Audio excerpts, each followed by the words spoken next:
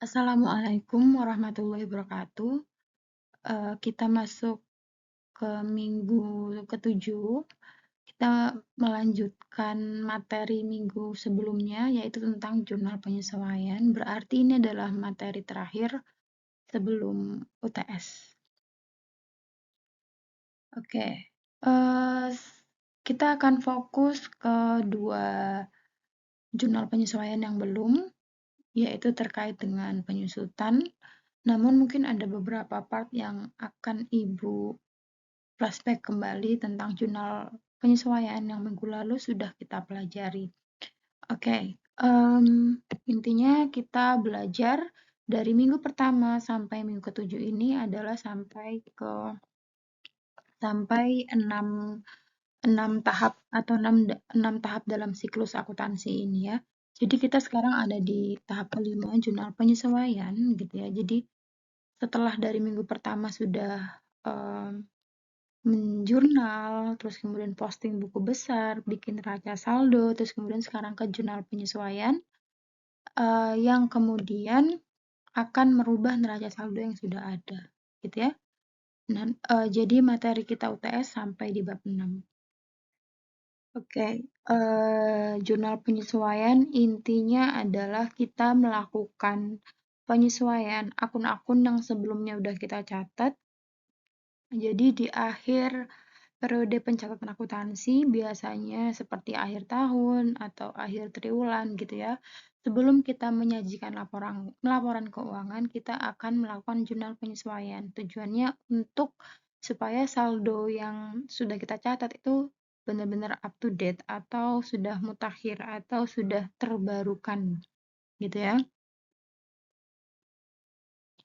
Nah, karena ada beberapa transaksi yang mungkin terjadi di pertengahan tahun, terus kemudian terjadi perubahan sampai di akhir tahun gitu ya. Jadi itu harus disesuaikan lagi gitu ya. Oke. Terus kemudian ini berawal dari adanya sudut pandang cash basis dan accrual basis gitu ya. Akuntansi itu kebanyakan menggunakan accrual basis, di mana semua transaksi itu akan dicatat, walaupun transaksi tersebut belum sepenuhnya terjadi, atau dalam hal ini belum ada cash yang muncul, nggak ada cash keluar, nggak ada cash masuk. Nah, jadi cash basis itu lebih banyak terjadi di manajemen, sedangkan di akuntansi lebih banyak accrual basis. Jadi, proses penyesuaian ini juga untuk menjembatani antara cash basis dan accrual basis. Oke, nanti perbedaannya bisa teman-teman baca. Ini juga minggu lalu sudah dijelaskan ya. Oke, poin pentingnya tetap sama karena kita mau menjurnal, sama aja seperti jurnal umum. Jadi konsepnya ya debit kredit dan juga posisi akun normalnya tetap sama, dan ini yang harus teman-teman nggak boleh lupa. Oke, macam-macam penyesuaian di sini ada 6. Kita udah bahas minggu sebelumnya 1 sampai 4, dan minggu ini kita akan bahas 5 dan 6. Oke, saya akan reverse sedikit aja. Yang pertama, beban yang masih harus dibayar. Jadi kalau beban yang masih harus dibayar, itu artinya kita sudah merasakan manfaat dari suatu produk atau suatu jasa gitu ya, tapi kita belum membayarnya. Makanya tulisannya beban yang masih harus dibayar, masih harus dibayar. Berarti ini tuh belum kita bayar sebagai kas gitu ya, tapi kita udah menikmati hasilnya gitu. Jadi kita tetap harus catat meski kita belum bayar gitu ya. Contohnya biasa dipakai untuk misal beban upah gitu ya. Beban upah kita udah catat misal di akhir bulan Desember sekian, kita debit. Berarti bebannya nambah, kita debit. walaupun kita belum bayar cash, tapi kita tetap harus catat, misal dibayarnya Januari gitu ya. Maka utangnya akan bertambah, utang itu ada di neraca, utang bertambah, maka dia masuk ke kredit ya. Oke, ini contohnya. Ini kurang lebih sama, cuma dia di breakdown aja gitu ya, dia di breakdown per harinya. Jadi kurangnya berapa? Gitu ya.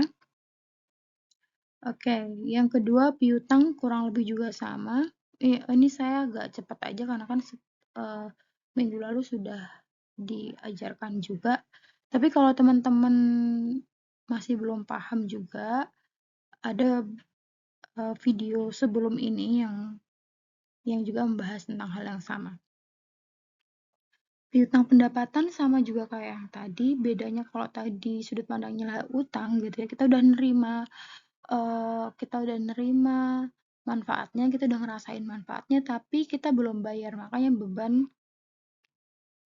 yang masih harus dibayar gitu ya. Sedangkan kalau piutang pendapatan ini adalah kita sudah mengakui sebagai pendapatan, padahal kita belum dapat uang cashnya. Ya, maka yang dicatatkan adalah piutang. Kalau tadi kan kita nyatatnya utang, kalau ini kita nyatatnya piutang karena uang cashnya belum kita dapetin, tapi kita udah ngasih barangnya, gitu ya. Nah, ini contohnya bisa kalian baca sendiri. Intinya ketika terjadi transaksi dan belum dibayarnya itu ternyata bulan berikutnya, tapi udah terjadi transaksi, maka yang tetap harus dicatat, maka yang dicatat adalah piutang jasa. Piutang jasa ini neraca ya. Neracanya bertambah 4 juta, maka yang dikredit adalah pendapatan jasa laba ruginya. Artinya kita melaporkan bahwa kita punya piutang jasa, kita punya aset berupa piutang jasa sebesar 4 juta dan pendapatan jasa kita ngakui sebesar 4 juta. Ini contohnya, bisa teman-teman baca sendiri. Oke. Nah, ini mungkin kemarin yang minggu lalu yang lumayan harus lebih dipahami lagi. Yang ketiga, beban dibayar di muka. Ini digunakan untuk case-case di mana kita itu sudah membayar, ya, kita udah membayar, tapi kita belum menerima manfaatnya. Jadi cash-nya ini udah keluar, tapi kita belum menerima manfaatnya. Misal seperti sewa dibayar di muka, asuransi dibayar di muka, iklan dibayar di muka. Artinya misal kita nyewa sebuah gedung, gedungnya itu kita sewa pada tanggal 1 Juni ya, 1 bulan 6, 1 Juni 2023. Setahun kita ngontrak, kita sewa. Berarti kan jatuh temponya adalah 1 Juni 2024. Nah, ketika tanggal 31 Desember ya, tanggal 31 Desember berarti kan kita harus melakukan penyesuaian karena yang kita catat itu kita mengeluarkan uang sebesar misal kata 100 juta di bulan 6 tadi, 100 juta. Terus kemudian terus kita mengakui sebagai beban. Kenyataannya yang kita pakai itu enggak 100 juta, tapi hanya setengahnya. Berarti ini yang harus kita laporkan atau kita sesuaikan. Nah, pencatatannya itu ada 2 metode. Ya, jadi yang pertama, ini terserah kita mau, kalau tipikal ini adalah kita mencatat di awal, terus maksudnya di awal terjadinya transaksi tersebut, atau di awal adanya nota tersebut, terus kemudian di akhir bulan Desember itu. Gitu ya. Jadi ada dua cara. Yang pertama, kita nyatetnya di awal, itu kita nyatet di neraca dulu. Akun neraca itu berarti aset ya. Baru kemudian yang kita sesuaikan adalah akun laba rugi. Dalam hal ini adalah beban yang dibayar di muka tadi. Atau yang kedua, sudut pandang yang kedua atau metode yang kedua, kita mencatatnya laba rugi dulu di bulan, misal tadi Juni, di bulan Juni, maka yang Desember kita akan mencatat, kita akan menyesuaikan, yang kita sesuaikan adalah asetnya atau laba ruginya. Gitu. Jadi tinggal kita milih aja. Nah, kedua metode ini kalau kita pakai secara konsisten, hasilnya bakal sama aja. Yang penting jangan di-mix. Kalau kita mengakui, kalau kita mencatatnya di awal itu pakai akun neraca dulu, ya udah gitu terus gitu ya. Jangan bolak-balik gitu. Nah, jadi kita harus milih salah satu metode dan konsisten terhadap itu.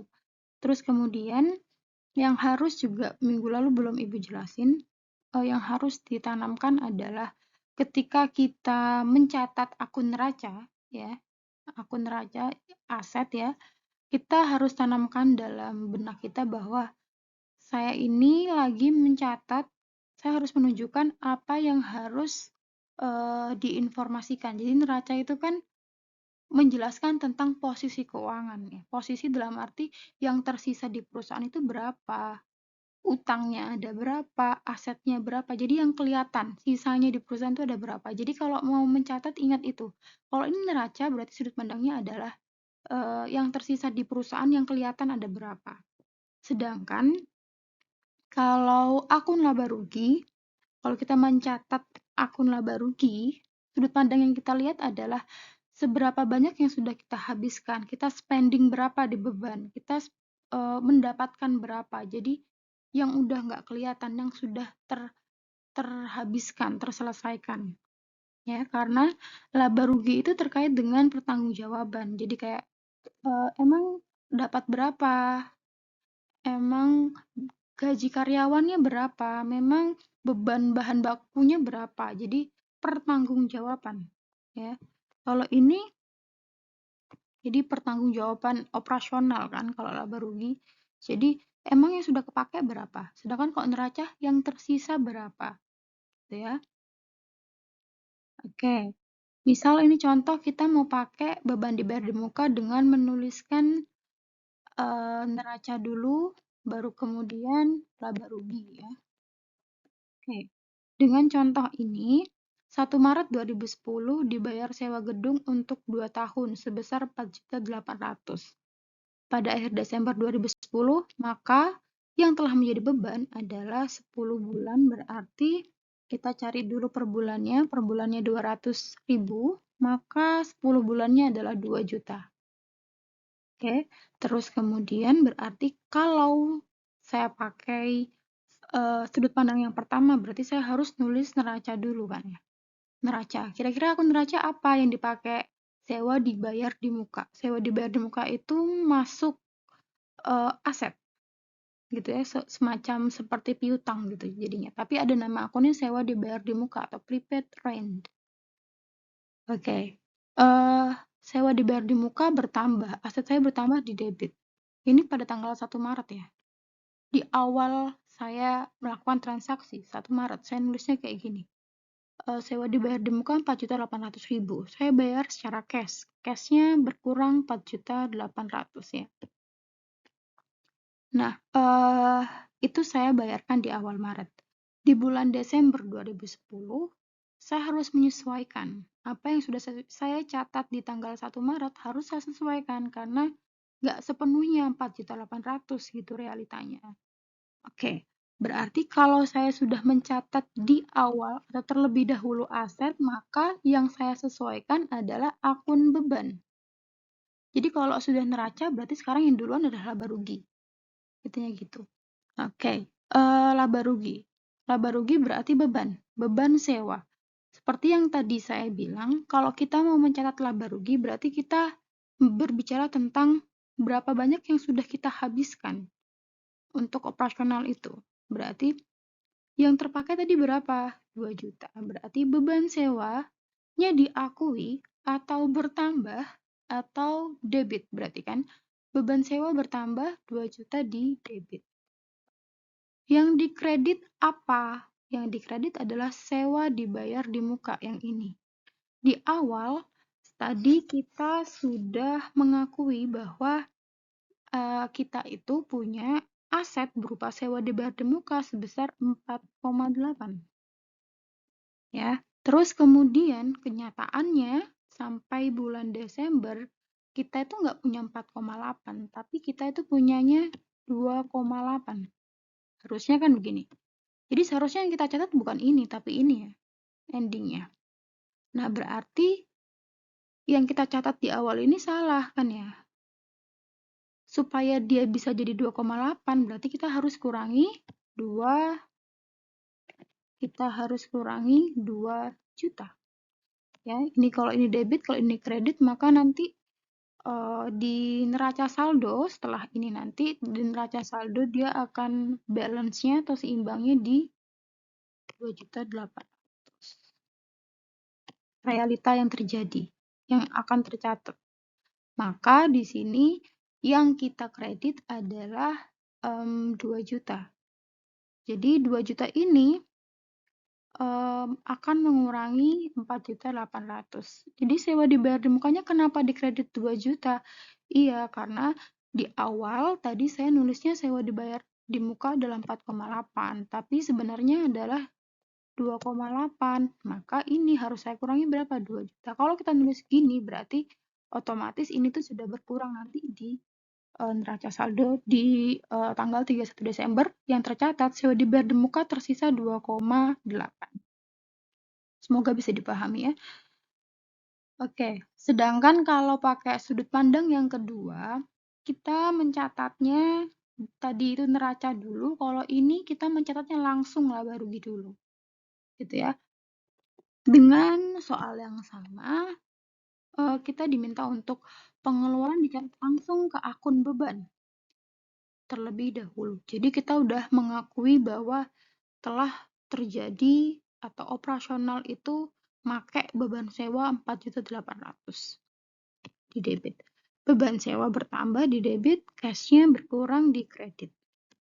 Tanggal 31 Desember, kalau kita nyatetnya itu udah pakai akun laba rugi neraca, maka disesuaikannya di akun laba rugi, maka kita sesuaikan sekarang di akun neraca, yaitu pakai aset ya.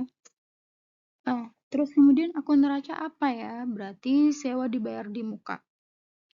Sewa dibayar di muka itu kita kan neraca tadi kita udah bilang bahwa harus menunjukkan sisanya berapa. Ya, sisanya yang ada di perusahaan berapa karena neraca memperlihatkan posisi keuangan. Jadi, sisanya berapa yang kepakai kan 2 juta.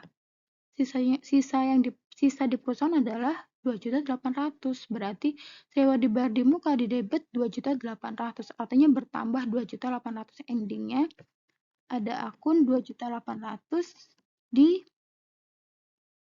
neraca. Nanti kalau kita buat laporan keuangan gitu ya.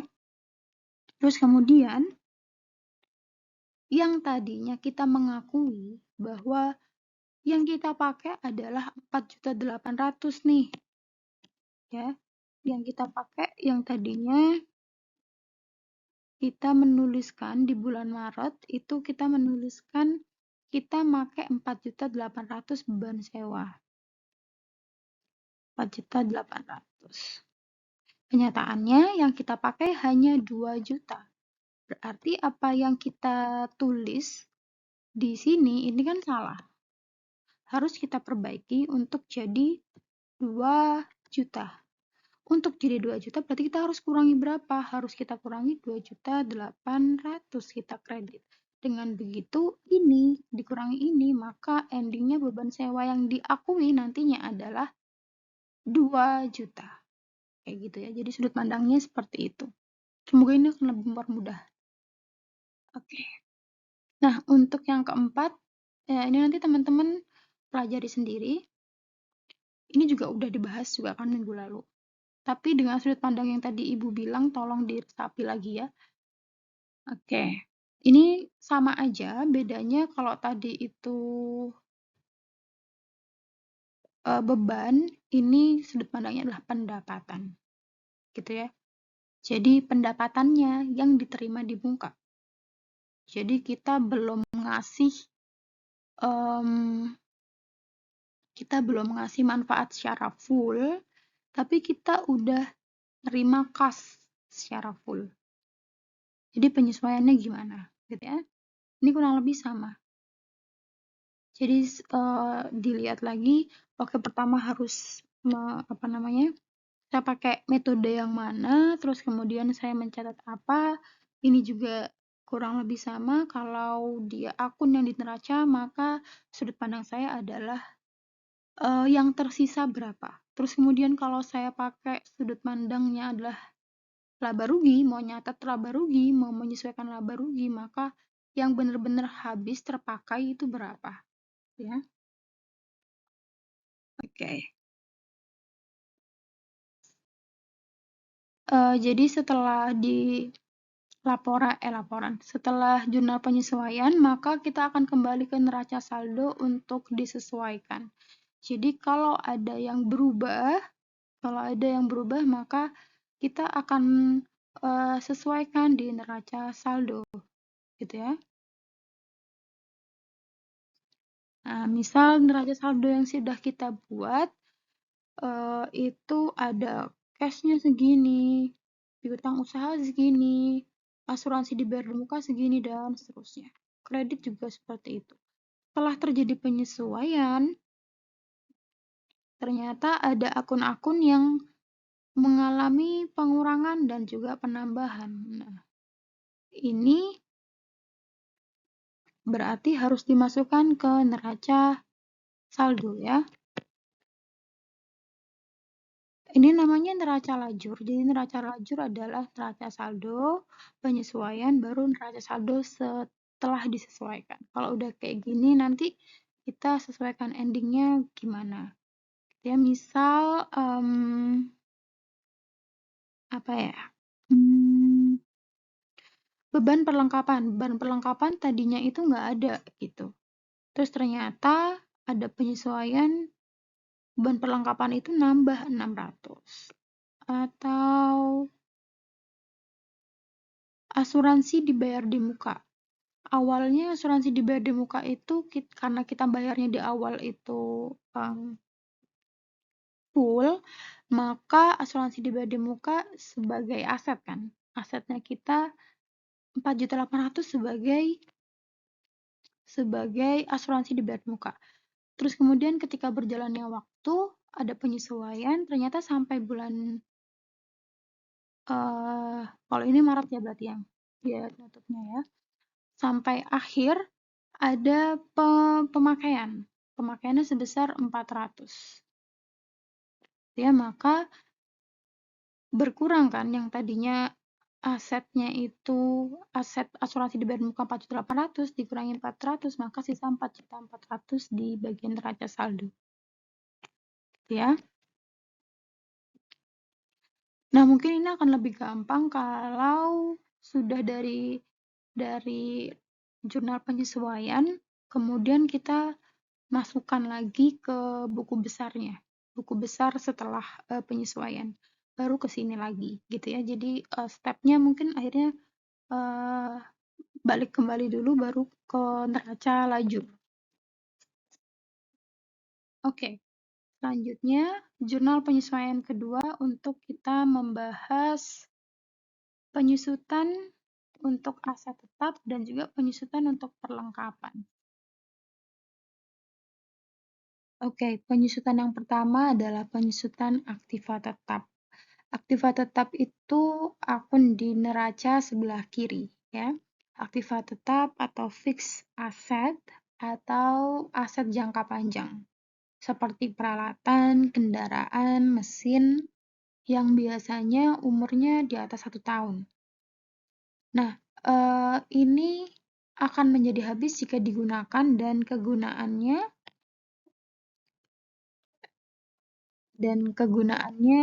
akan semakin berkurang dengan berlalunya waktu. Pengurangan dalam kegunaan ini merupakan beban usaha yang akan disebut sebagai penyusutan atau depreciation. Jadi misal aja kayak kita punya mobil. Mobil itu kendaraan ya. Itu kan masuk ke aset tetap karena ya dia aset jangka panjang gitu ya. Terus kemudian kita beli tahun 2010 misal harganya 100 juta. Sekarang tahun 2023. Nggak mungkin, ya mungkin di tahun 2010 kita nyatat di neraca kendaraan sebesar 100 juta. Terus kemudian tahun 2023 kita tetap tulisannya mobil 100 juta. Kan nggak mungkin. Nggak mungkin karena ya mobil sekarang nggak mungkin mobil itu tetap 100 juta harganya. Belum lagi mungkin fungsinya udah nggak bisa sama lagi. Belum lagi mungkin sudah tidak terpakai atau mungkin sudah banyak kerusakan dan lain-lain sehingga harus ada penyesuaian. Nah, penyesuaiannya ini dalam bentuk penyusutan. Karena kita percaya bahwa satu aset itu aset-aset tertentu itu nggak bisa kita samain value-nya terus gitu ya. Nah, contoh dari aktiva tetap adalah tanah, bangunan, peralatan. Jadi mesin, kayak gitu-gitu masuk ke aktiva tetap. Mesin fotokopi, printer, nah itu peralatan. Oke, lawan dari aktiva ya adalah akumulasi penyusutan. Jadi misal kendaraan ya, mobil. Misal mobil kita beli tadi 100 juta di awal, maka akumulasi penyusutannya masih 0. Terus kemudian mobil tahun kedua anggap aja penyusutannya 10 juta setiap tahun, maka tahun kedua sisa 90 juta. Di sini 10 juta dan seterusnya. Gitu ya. Jadi kontranya adalah akumulasi penyusutan. Nah, ada fixed asset yang tidak mengalami penyusutan, yaitu adalah tanah. Kenapa? Karena tanah memiliki masa manfaat yang tidak terbatas, tidak susut, maksudnya dia nggak akan yang tadinya 10 hektar kemudian jadi berkurang jadi 5 hektar, kan nggak bisa kan. Dia relatif tetap gitu. Oleh karena itu tanah biasanya tidak disusutkan. Sedangkan bangunan memiliki masa manfaat yang terbatas, jadi bangunan harus disusutkan. Mungkin aja dia bakal rusak, ya kan, dia bakal ada butuh perawatan, dia tidak seperti ketika pertama kali beli gitu ya.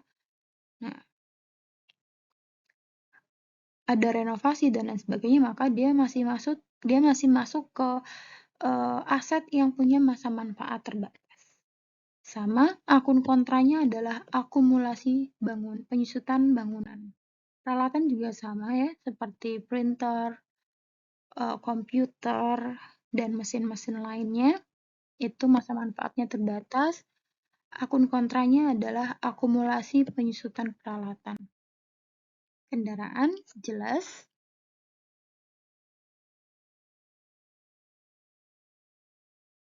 Nah, jika aktiva dapat digunakan lebih dari 1 tahun, artinya dia jangka panjang, aktiva tersebut dapat digunakan untuk memperoleh pendapatan lebih dari 1 tahun, maka harga belinya dilaporkan sebagai biaya untuk beberapa tahun.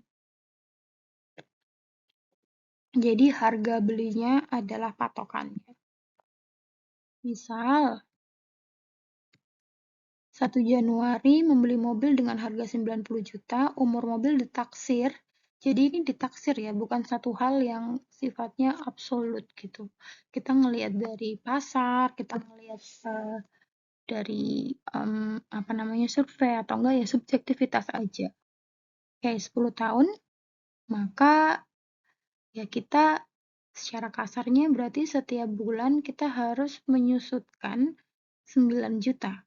Ya, jadi di awal ini kita bayarnya 90 juta, maka penyusutan di akhir 9 juta, 9 juta, 9 juta, dan seterusnya. Nah,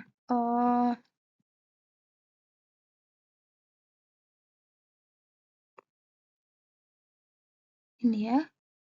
Jadi, kalau menyusutkan dengan cara gini namanya straight line atau garis lurus. Jadi, kita langsung aja membagi apa namanya nilai belinya dengan umurnya. Ya. Jadi, kalau kayak gini, terjadi biaya penyusutan 9 juta setiap tahun, sedangkan akumulasinya akan bertambah 9 juta setiap tahun.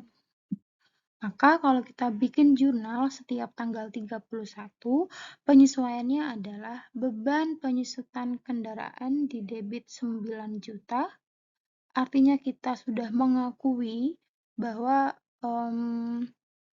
yang sudah kita nikmati dari kendaraan ini adalah sebesar 9 juta.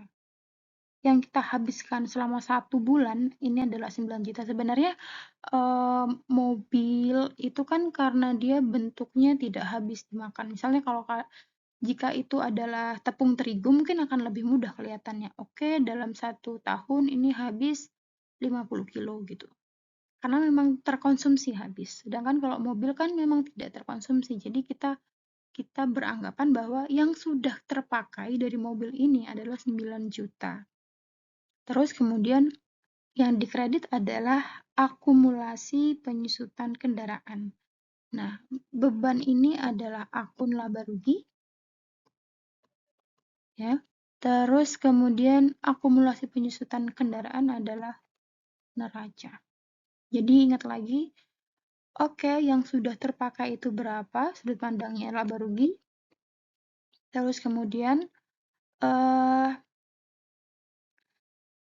berarti yang sudah kita catatkan di apa namanya? Di neraca awal itu kan pas tanggal 1 Januari kita nyatetnya itu ada kendaraan kita baru beli sebesar 90 juta, kita debit cashnya, kita kredit sebesar 90 juta. Nah, awalnya kita kan mau mencatatnya kendaraan itu kita debit 90 juta. Tapi kenyataannya akumulasi kendaraannya itu sebenarnya bukan 90 juta. Nah, maka kita mengurangi 9 juta. Nanti di akun neraca kita jadinya kendaraan bukan 90 juta lagi, tapi nanti akan mengurangi. Jadi nanti sisa 81 juta akhirnya. Apa namanya? Balance-nya nanti jadi 81 juta. Gitu ya, karena kendaraan tidak dinilai 90 juta lagi. Makanya di sini akun kontranya adalah akumulasi penyusutan. Akumulasi penyusutan adalah akun neraca. Oke, contoh kedua, misal peralatan salon. Peralatan salon mungkin seperti gunting, catokan, gitu-gitu ya. Nah, ditetapkan penyusutannya 12% per tahun. Peralatan salon saldonya adalah 2.200.000. Sehingga kalau kita breakdown per bulannya adalah 22.000. Maka kita catatnya adalah beban penyusutan peralatan salon pada bulan itu yang diakui adalah 22.000, sedangkan akumulasi penyusutan peralatan salon yang akan mengurangi peralatan salonnya dia yang ada di neraca adalah 22.000 di kredit. Nah ini misal dia satu periodenya mungkin Januari gitu ya, makanya dia disesuaikan di Januari, atau ini emang penyesuaian bulanan aja gitu. Jadi setiap akhir bulan dilakukan penyesuaian. Karena mungkin dia belinya memang di awal tahun gitu. Oke, misalkan yang selanjutnya. Dibeli mesin dengan harga 8.500.000 tanggal 1 Januari 2010. Perusahaan dengan menggunakan metode garis lurus atau straight line dalam menghitung beban penyusutan periodik mesin tersebut, nilai sisa mesin diperkirakan 1 juta pada akhir masa manfaatnya dan diestimasi memiliki umur ekonomi 10 tahun.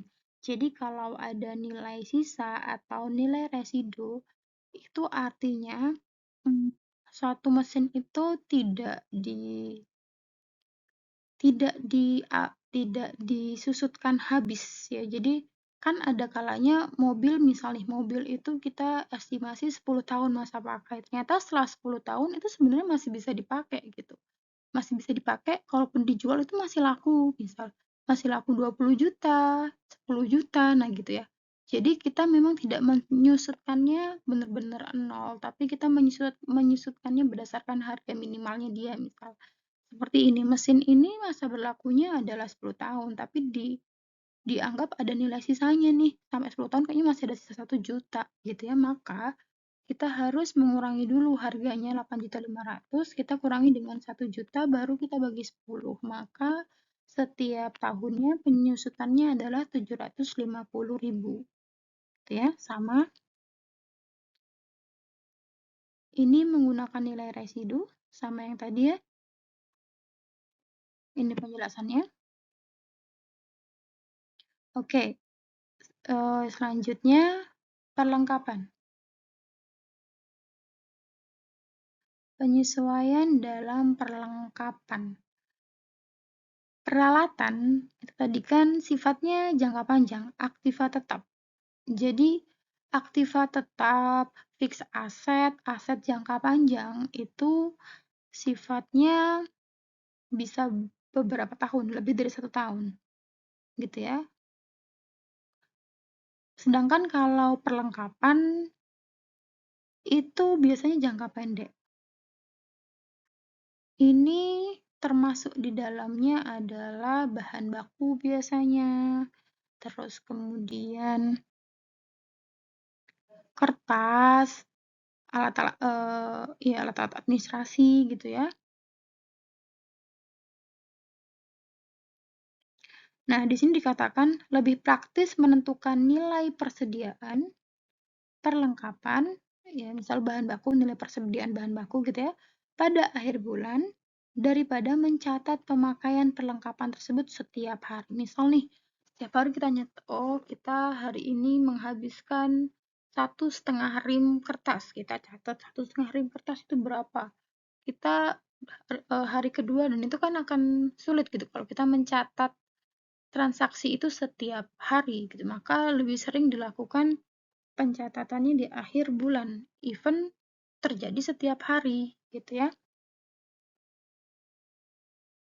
Jadi pada saat pembelian perlengkapan dicatat ke dalam aktiva dan pada akhir periode dihitung berapa jumlah perlengkapan yang habis dipakai. Misal kita beli di Januari, misal aja kertas ya gampangannya, 50 rim. Nah, nanti di akhir Januari kita sesuaikan yang kepakai itu berapa, misal 32 rim. Gitu ya. Oke, misalnya ini di neraca saldo, perlengkapan di awal, ini ketutupan ya. Perlengkapan di awal bulan Desember, setelah kita udah masukkan neraca saldo, kita menemukan bahwa perlengkapan kita itu kita catat sebesar $2.000. Terus kemudian pada tanggal 31 Desember kita menghitung fisik, ternyata perlengkapannya itu tersisa 760. Berarti sejumlah sekian telah habis gitu kan. Yang nyisa adalah $760. Maka gimana penyesuaiannya? Maka ini ya, jadi di awal perlengkapannya adalah $2.000. Terus kemudian yang tersisa 760. Maka yang terpakai adalah 1.240. Maka yang harus kita tulis adalah beban perlengkapan kita mengakuinya 1, 2, 40. Jadi kita mengakui, ini laba rugi ya. Kita mengakui bahwa telah kita pakai, jadi kita udah ngakui sebagai beban sebesar 1.240.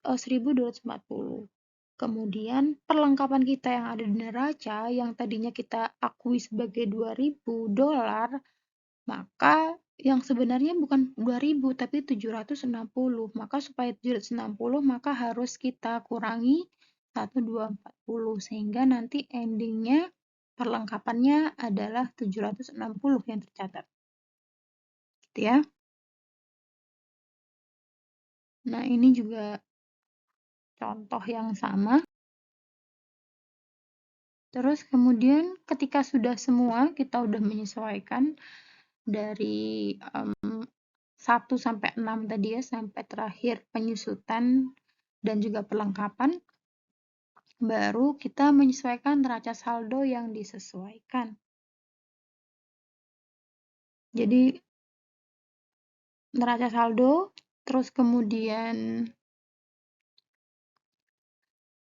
kita jurnal penyesuaian, baru kita bikin neraca saldo ulang. Bukan bikin neraca saldo ulang sih, tapi kita menuliskan apa-apa aja yang berubah. Jadi misalnya tadi peralatannya kita tulis 2.000, ternyata sekarang berganti jadi berapa gitu ya. Terus kemudian, nah tapi prosesnya sebelum sampai ke jurnal neraca saldo, dari jurnal penyesuaian kan sebenarnya dianggap sebagai jurnal umum kan. Berarti dia perubahan ini harus masuk juga ke buku besar dulu gitu ya. Jadi masuklah dulu ke buku besar, lalu ke neraca saldo. Gitu ya, baru neraca saldo kalau udah oke, baru kita ke buat laporan keuangannya. Seperti ini ya. Neraca saldo di awal, ada penyesuaian. Penyesuaian ini dapat dari mana? Ya, ini berarti udah dari jurnal penyesuaian, terus kemudian kita masukkan ke buku besar lagi. Nah, nanti di buku besar ininya berubah berapa, ini berubah berapa, gitu ya. Beban bunga ada perubahan berapa, ya. Terus kemudian baru ke neraca saldo. Setelah disesuaikan, baru kita bisa buat laporan laba rugi dan neraca, gitu ya. Sekian, terima kasih. Assalamualaikum warahmatullahi wabarakatuh.